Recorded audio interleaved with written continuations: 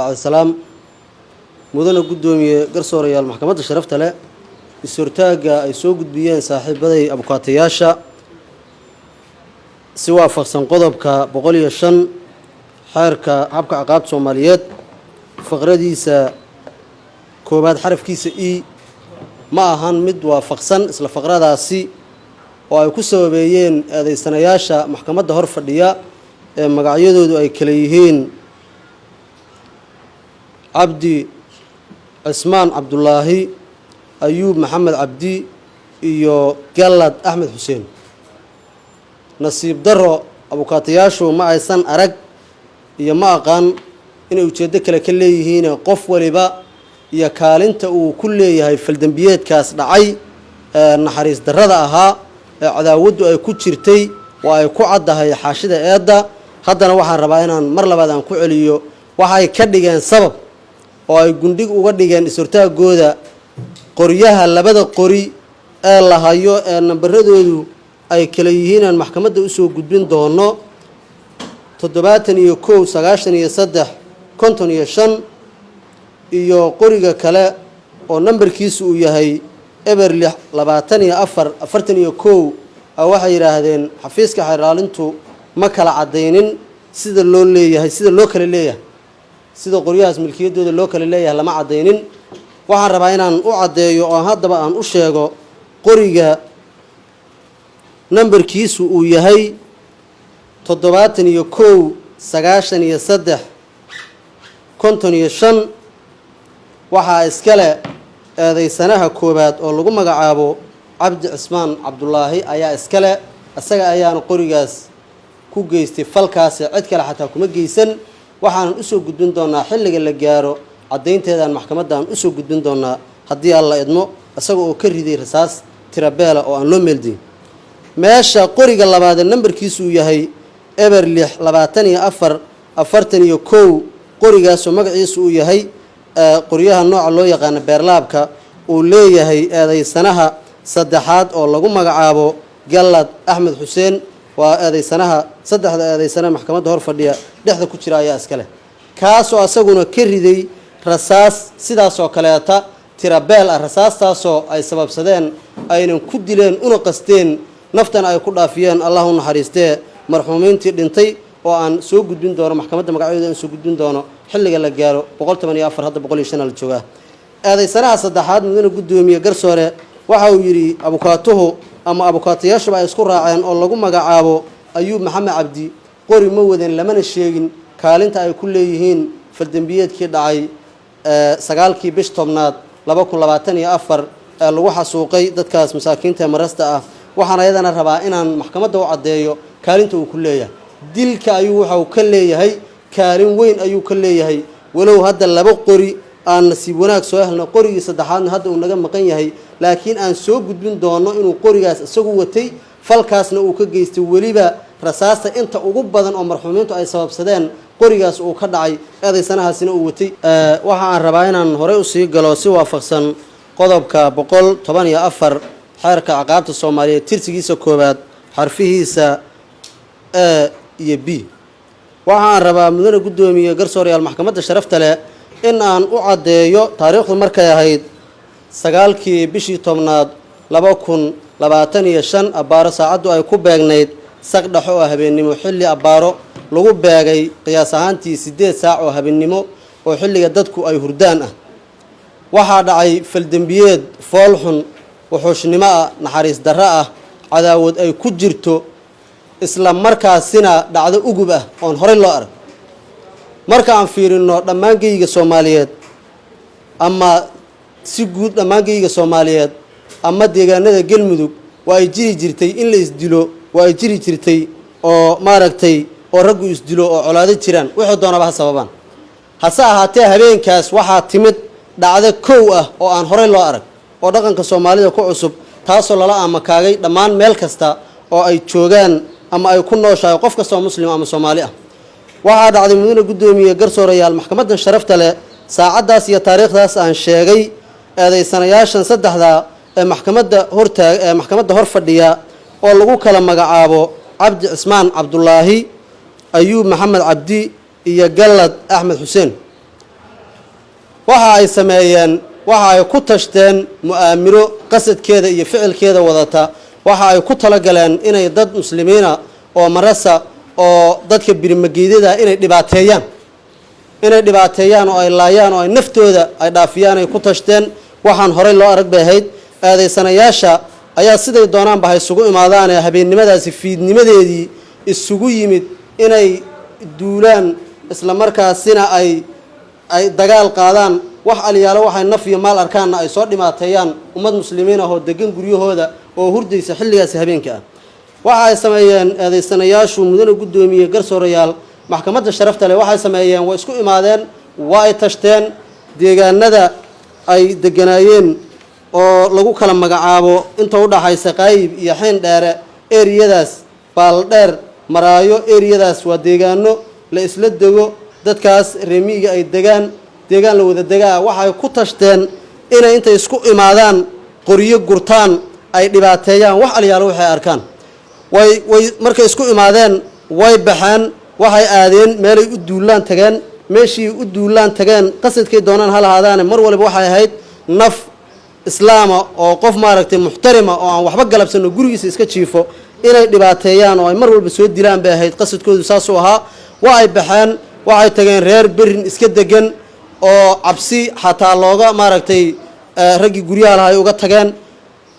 waxay sameeyeen waxay ugu tageen caruur iyo maamo jiiftay ugu tageen sida dhaqanka Soomaalidu ay tahay caruurta iyo ilmuhu meelaha colaaduhu ay ka jiraan waxay ahaayeen dadka lagu aamino oo guryaha iyo xoolaha looga tago maaragtay xilliyada colaaduhu ay dhacaan ayadoo oo la aaminsan yahay inaan cidna aysan dhibaateynayn oo markii loo imaado la arko caruur iyo dumarka markii la arko wixii xataa lagu kaalmeyn karo haddii biyo la siin karo xataa in la siiyo haddii baad la siin karo in la siiyo in ayaga loo kaalmeeyo meesha dhaqanka saas ahaan jirtay tii bedelkeeda waxay sameeyeen maamadu umul bay ahayd umul ilmo markaas naas maaragtay ku duwe ahayd iyo ilmihii ayadii intay isku duweenay waxay sameeyeen si naxariis darra aan loo meel dayin ayaa waxay ku shubeen wax aliyaalo wixii xabado qoryaha ugu jira ay ku shubi karaan ayay ku shubeen sidii baysan qof walibana meeshii uu jiifay ay yiraahdeen hays dhaqaajin bay naftu uga dhacday mudane gudoomiye garsoorayaal maxkamadda sharafta leh hooyo nuujinaysa iyo caruur maras ah dhaqanka islaamka iyo ka Soomaalinimada iyo mabaadiida guudba intaba waxay ku tahay wax aan la arag oo ugub ah dhacdadaas haddaan maanta laga jawaabin oo sharcigu suu yahay aan loo marin waxay noqon doontaa wada furan oo sida haddaba maaragtay marka dadka la dilaan aad looga naxayn markii nin rag la dilaan aad looga naxayn sidaas oo kale noqon doontaa laguma noolaan doono oo laguma naaloon doono nabadan hadda aan haysanaa caruurta iyo dumarku waa dadka ilaahay uu noogu naxariisanayo oo dunuubta kuwa xoogan marka ay galaan ayaga ilaahay uu noogu dambi dhaafayay ahaayeen dadkaas waxaa si sharci darro ah ku dilo naftoodii ku dhaafiyo oo weliba naxariis darro ah oo wuxuushnimo ah oo bahalnimo ah saddexdaas eedeysane ee maxkamadda hor fadhiya waxa aan sameynay baaris dheer aan sameynay eedeysanayaasha ciidanka dawladda laamaha ammaanka oo kala duwan oo ay ugu horeeyaan ciidanka booliiska iyo ciidamo kale oo kabaha oo kala duwan waxa ay sameeyeen howlgal lid ku ahaa arrintaas oo lagu soo qabanay ama lagu baacsanay eedeysanayaasha sidii loo soo qaban lahaa sharcigana loo horkeyn lahaa sidii maanta hor fadhiyaan dadaalkii la sameeyay oo xoogana oo laga bilaabo Dhuusamareeb lagu tagay meesha la yiraahdo meesha lagu magacaabo quraar meesha lagu magacaabo ilaa caado kibrinta ka dhaxle doorka ciidamadii ay saas u galeen dadaalkaas ay sameeyeen yaa eedeysanayaasha waxa lagu soo qabtay ayaga oo firxada oo sida bahalada geedo hoostood nin waliba uu ku dhuumanayo oo qaarna qoryahooda ay wataan midna uusan wadanin walow uu qariyo qorigiisii oo meelo kale ku tuura ama cid u dhiibtay laakiin inuu qori watay waan cadeyn doonaa waxaan rabaa mudane gudoomiye garsoorayaal maxkamadda sharafta leh eedeysanayaasha howlgalkii iyo dadaalkii lagu bixiyay ayaa waxa uu qaatay muddo aan ka yarayn 26 saacadood waan qiyaasi karnaa dadaalka lagu bixiyay inta uu leeka haddii aan la soo qaban lahayna midda laga dhaxlo waxa way qaraarkeeda waa la dhadhamin lahaa waa u mahadcelinayna laamaha ammaanka iyo ciidanka dawladda iyo sida guud ahaanba dawladdu iyo shacabka Soomaaliyeed bay arrintaas uga dhiidhiyeen foolxumada ahayd ee barta madow ku ahayd islaamnimada iyo dhaqanka Soomaalida intaba iyo guud ahaan waxa waa amniga guud waxa aan rabaa mudane gudoomiye garsoorayaal maxkamadda sharafta leh baaris dheer oo aan sameynay iyo dadaal aan gelinay eedeysanayaashu inay falkaas dadkii galay ayaga ay yihiin si waafaqsan qodobka 110 163 xeerka ciqaabta Soomaaliya waxaan sameynay qoryihii labada ah ee la soo qabtay ee abukaatayaashu hadda ay ka hadlayeen sida loo kala leeyahay maxkamadda u cadeynay ee la soo qabtay eedaysanayaasha ayuu gacantooda ku jira lagu soo qabtay ayaa waxaan u dirnay taariikhdu markay ahayd 11 bishii 10aad 2023 ayaa waxaan u dirnay forensic lab in la baaro si loo gaaro cadaalad oo qoryahaas xabadihii ka dhacay iyo qoryahaas cidii lahayd iyo saameynta ay leeyihiin intaba inaan soo cadeyno waajibna saaranuna ah waana gudanay waxa aan sameynay forensic labkii aan geynay natiijadiisii isla 13kii alxamdulillah uu noo soo baxay waxa uu noqday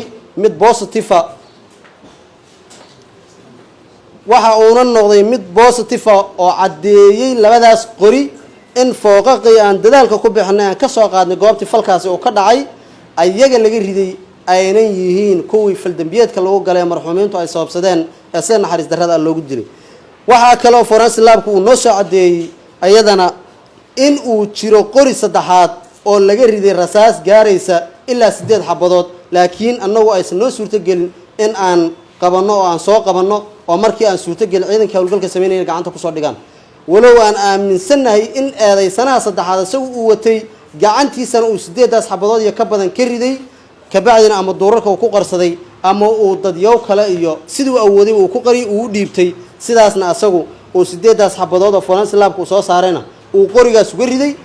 kuwa kale ayna suurtagal tahay 100% inay intii laga gaaray aan rasaasta la soo qaaday oo ciidanka ammaanku ay soo qaadeen oo ay bac ku soo shibeen inay intaasi ka badan inay maqan tahay oo meeshii looga soo tagay sababtoo ah muhiimaddu waxa ahayd fooq in la ururiyo markaas si hore ma ahayn muhiimaddu waxa ahayd markii hore sidii loo soo qaban lahaa gacan ku dhiglayaasha sidii loo soo qaban lahaa ama eedaysanayaasha ayuu qasad ku ahaa oo lagu dadaalay intii ay ka gaareen meeshii marxuumiintu ay yaaleen lagu dilay oo dhiigoodu ku butaacay intii lagu arkayna waa la soo qaaday alxamdulillah waa uu soo saaray waa uu soo cadeeyay forensic labku waa uu soo cadeeyay waxa uu sheegay labada qori nambaradoodu ay kala yihiin 71 93 55 oo qorigaasoo magaciisu uu yahay Korean Farchinese iyo qoriga kale oo beerlaab ah nambarkiisuna uu yahay eberlix 24 beerlaab cusub ah in labadaas qori laga riday rasaas aan tiradooda maxkamadda u soo gudbin doono oo ku cad warqadaas ka soo baxday laanta baarista dambiyada CID xamar qaybteeda forensic lab waxaan rabaa inay maxkamaddu inay nala aragto qoriyihii iyo fooqaqina ayagana waan soo gudbin doonaa baaritaanadii dhammaan la marsiiyay waxa waaye ya qaabkii loo baaray iyo cadeyntii iyo waliba meesha ugu dambaysa oo lagu cadeeyay qori kale oo saddexaad in uu jiro kaas oo isagana uu watay eedaysanaha saddexaad waata meesha ugu dambaysa ku cadahay meeshan ka horeysana waxa ku cad maxkamaddu waa arki kartaa waxa ku cadayadana labada qori in laga riday rasaasta tiradooda halkaas ay ku qoran tahay waxaan rabaa mudane gudoomiye garsoorayaal maxkamadda sharafta leh in aan u soo gudbiyo maxkamadda ayadana si waafaqsan qodobka 163 waxaan rabaa inaan maxkamadda u soo gudbiyo qoryihii faldambiyeedkaas lagu geystay oo rasaastii lagu reebay in yar oo kamida intii badneedna marka la duulaan tagay waxaan ognahay qori ay rasaas ku jirin ama rasaas yar ku jirto ama kala bar ku jirto ama labaad ku jirto adoo col aadaysa ama ina wax soo dhibaataysa aad rabtid inaadan qaadanayn oo adeegsanayn waa ognahay qoryihii buuxeen oo rasaastii wax yar lagu reebay oo intii kale ay ka rideen marxuumiintan ay ku dileen ayaa waxaan rabaa iyaga qasnadoodii oo wata inaan maxkamadda ayagana aan u soo gudbiyaan rabaa waxaan rabaa mudane gudoomiye garsoorayaal maxkamadda sharafta leh waxa aan haynaa eedaysanayaashan maxkamadda horteeda fadhiya in faldambiyeedkaas ayaga ay geysteen cid kalena aysan geysanin aynan u geysteen qaabkaas aan maxkamadda u faahfaahino u sharaxnay oo naxariis darrada ah oo wuxuushnimada oo bahalnimada ah inay u geysteen waxaan u haynaa cadeymo cadcad oo lagu go'aan qaadan karo isla markaasina aan iskaga rogayno culayska cadeynta ee waajibka nagu ahaa na saarnaa waxaana soo gudbinaa hadda cadeynta ay ugu horeyso forensic lab Korean soo gudbiya cadeynta sawirada meydka marxuumiintan soo gudbinaya inta qoryaha laga soo qabanayo qolkan oo baarista marxuumiinta Allah u naxariistay oo si loo duuga aan lahayn dhuuxoodu waa daatay dhiigooduna wuu qubtay dhulka meeshiina lama fiirin karo si loo fiiriyo lama yaqaan meeshii faldambiyeedkaasi uu ka dhacay oo marxuumiinta lagu dilay waxa kale oo rabaa inaan maxkamadda sharafta la soo gudbiyo mudane gudoomiye garsoorayaal marxuumiinta laba kamida ayagana madaxu waa ka maqan yahay intooda badan madaxu waa ka maqan yahay maba ku yaalaba waa qoorta iyo jirka intii kala haysata waa meesha markii hore baraha bulshada sidii laga sheegay la lahaa waa la gowraca rasaasa lagu gowraca rasaas midiba laguma gowracan qoorta waa looga jaray madaxu waa ka maqnaa si waxa loo dilay naxariis darro ah bini aadminimada ka baxsan dhaqanka islaamka ka baxsan mudane gudoomiye garsoorayaal maxkamadda sharafta leh eedeysanayaashaas waxay geysteen faldambiye dil kas ah waxaanan ku soo eedeynay qodobka 434 lala akhriyay 39 xarafkiisa d si bini aadminimada ka baxsan ayay faldambiyeedkaas u geysteen waxa aynan Soomaalida u horseedeen oo ay wada ah waxa isku dayeen inay furaan maba furmi doonte aan horey loo arag la maqal lana rajayn doon inay furaan waxaan rabaa inaan maxkamadda u soo gudbiyo waxaan rabaa mudane gudoomiye garsoorayaal maxkamadda sharafta leh qoriga nambarkiisu uu yahay eber 24 41 beerlaabka ay faldambiyeedkaas lagu geystay isla markaasna uu soo cadeeyay forensic lab uu soo cadeeyay in rasaastaas tirabeelka ah ee marxuumintu ku dhinteen isaga laga riday waa kana uunan watay aadaysane galad Ahmed Hussein aadaysanaha dhexe oo saddex aadaysana u dhaxaya waaye waa kana qorigiisii uu ku geystay faldambiyeedkaas foolxumada ah oo xushnimada ah waxaan rabaa inaan maxkamadda u soo gudbiyo